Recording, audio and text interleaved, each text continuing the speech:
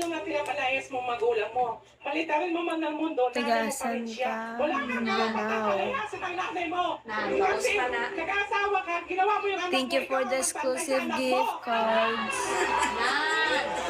Eto na. Umupo ka na, nabura na yung kilay mo. Eto na. Parang lumaban sa kanyang blush, oh. Hindi kasi sinanay, may bahay pala yan, bininta. Ay, bininta. Ay, ngayon, wala si Sarah, hindi naman nga ano nga po, nalagdag. Ay, hindi sinanay si Sarah, nakalaya siya. Siyang makain, di ba? Mas malinga po kay Sana.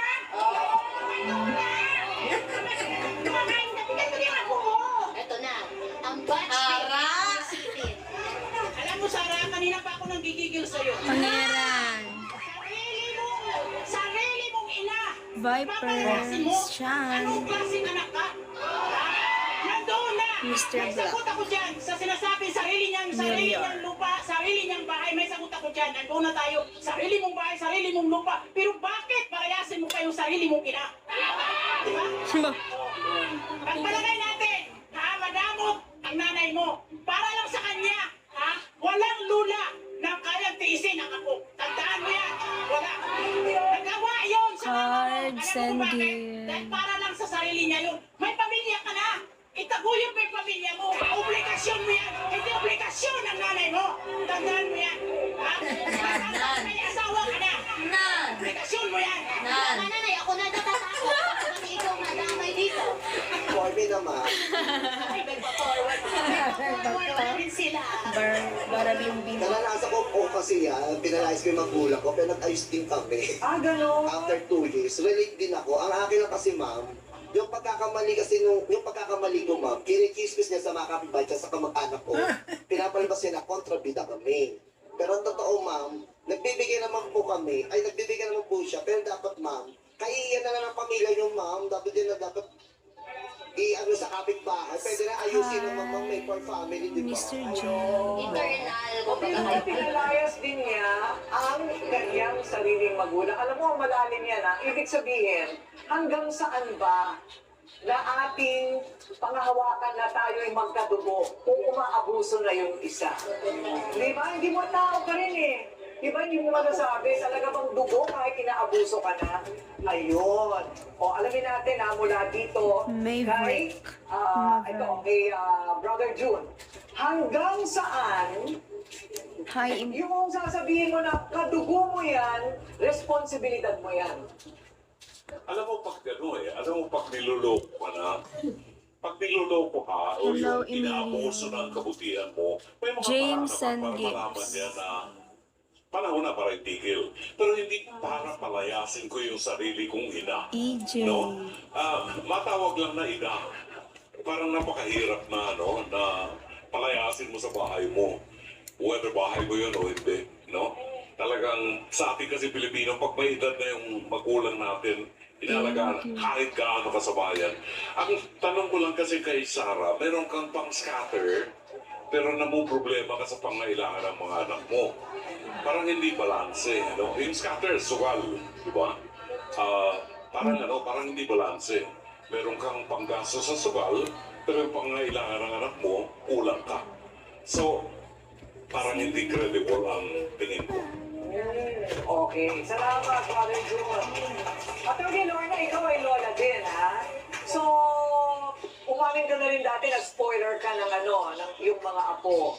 Pero, anong pakiramdam na may lolang hindi makaapo? Meron bang ganun? Kami yung mga lola at lola, hindi namin matitiis ang mga apo natin, di ba? Miski na kumakain tayo ng konti, bibigay ko muna bago ko susubo. Kaya parang hindi ata tama yung istorya.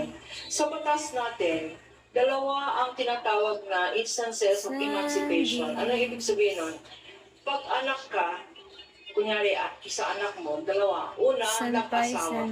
Pag nag-asawa na yung anak mo, wala ka ng obligasyon. Okay, as parent. Number 2, yung attainment of the age of majority. Dito sa Pilipinas, 18 years old, Tak. dapat adult ka na, hindi ka na minor, Sorry. no? Pwede ka na mag-asawa at 18, pwede ka na bumuot ng 18. So, ang problema sa atin, extended family yan.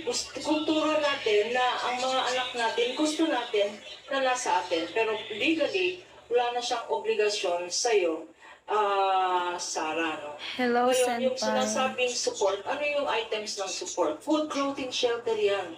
Primary obligation ng parents. Walang obligasyon ang grandparents. Ayan, thank you, Attorney Lorna. Doc Camille, medyo na-shock si Nanay Sipin, ano? Dahil sa pagtama ba, Nanay, na dati may kaya, ngayon wala na, namatayan ng 2 anak, sigurado may depression siya, no? Kaya siguro pag meron siya, gusto na lang niya i-treat yung sarili niya. Totoo yan, Ate Karin. Kasi kumisan, alam mo, lalo na parang pakiramdam niya, nag-iisa siya. So, ang tendency, parang hindi ako mabaliw doon sa mga naiisip ko ganyan. Ang hirap, 2 anak yan eh. So, hindi yan nakaalis. Alam niyo, pag namatayan kayo, lalo na yung anak, iba ang pakiramdam kesa yung sabihin yung namatay yung asawa niyo. Diba? So, pag yung ganyan, talagang nandun yung loneliness, yung hopelessness, parang, tapos meron ako isang anak na ganito pa yung naiisip sa akin, nakakalungkot. Ngayon, kung ikaw gusto mo rin maging mabuting anak, Evening mo. nandiyan si nanay eh.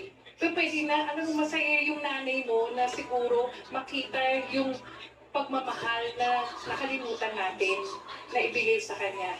Ang tanong na lang dito, kaya mo bang kunin uli ang nanay mo sa mga kapitbahay mo?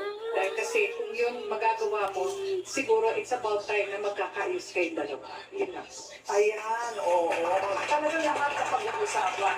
Iyak na nga si Sarah, oh. Iba pa yung sermon ko. Mamaya ha, malalaman natin ilang pamilya ang naghihirap talaga at hindi kumakain ng 3 beses sa isang araw dito sa Pilipinas.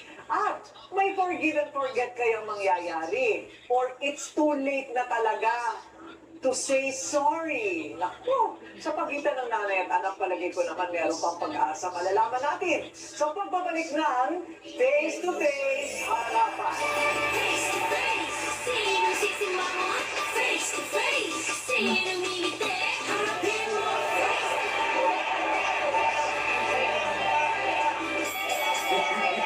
So, ang gagawin natin, medyo tutulong kami sa inyo para makausad lang kayo ng maginhawa.